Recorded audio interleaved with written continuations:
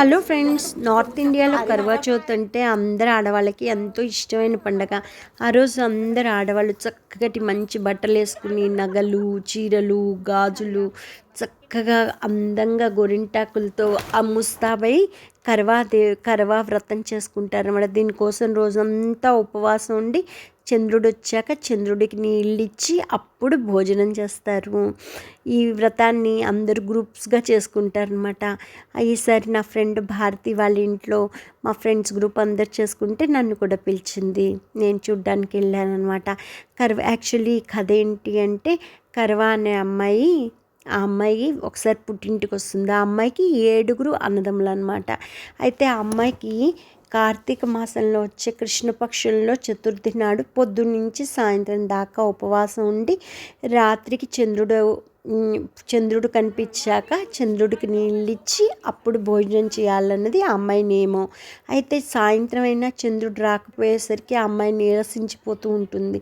అందుకని వాళ్ళ అన్నదమ్ములు ఆవిడ్ని కాపాడాలనే ఉద్దేశంతో ఆవిడికి ఒక అద్దం చూపించి చంద్రుడిలాగా భ్రమింపచేసి ఆవిడని వ్రతభంగం చేస్తారు. ఆవిడేమో పాపం పూజ చేసేసుకుని భోజనం చేస్తుంది. భోజనం అవ్వంగానే ఆవిడకి అత్తింటి నుంచి కబురు వస్తుంది భర్త పోయినట్లుగా. ఇంకా ఆవిడ చాలా షాక్ తింటుందన్నమాట. తర్వాత వదినల ద్వారా నిజం తెలుసుకుని బాధపడి కర్వా తీవ్రంగా అమ్మవారిని ప్రార్థిస్తుందన్నమాట. దాంతో అమ్మవారి ప్రత్యక్షమై ఆమె భర్తని బతికిస్తుంది. ఇది కథ. అందరూ ఈ కథ విని దేవుడికి దండం పెట్టుకుంటారు. ఆ తర్వాత సాయంత్రం వరకు ఆడవాళ్ళందరూ ఆటపాటల్లో మంచి టైం గడుపుతారనమాట సరదాగా.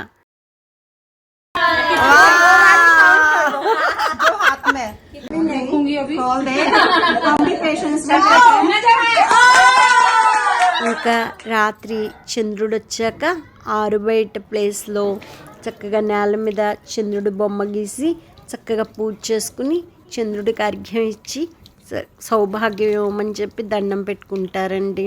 తర్వాత భర్త ఇచ్చే మంచినీళ్ళు తాగి ఉపవాసం వదిలి ఆ రోజు సంతోషంగా భోంచేస్తారు. ఇది అలాగే మరి కొందరైతే కనుక అలాగే రోజంతా ఇదే పూజ అంతా చేస్తారు. కానీ ఒక జల్లెల్లో దీపం వెలిగించి ఫస్ట్ చంద్రుడిని చూసి చంద్రుడితో దండం పెట్టుకుంటారు సౌభాగ్యం ఇవ్వమని. తర్వాత అదే జల్లెల్లోంచి హస్బెండ్ని కూడా చూసి ఆయన ఇచ్చే మంచినీళ్ళు తాగి ఉపవాసం వదిలేస్తారండి. ఈ వ్రతం చేస్తున్న ఆడవాళ్ళకే భర్తలు వెండి, బంగారు నగలు ఇవ్వడం అన్నది ఆచారం అన్నమాట. బాగుంది కదా ఆచారం. నా ఈ వీడియో నచ్చితే లైక్, షేర్, కామెంట్, సబ్స్క్రైబ్.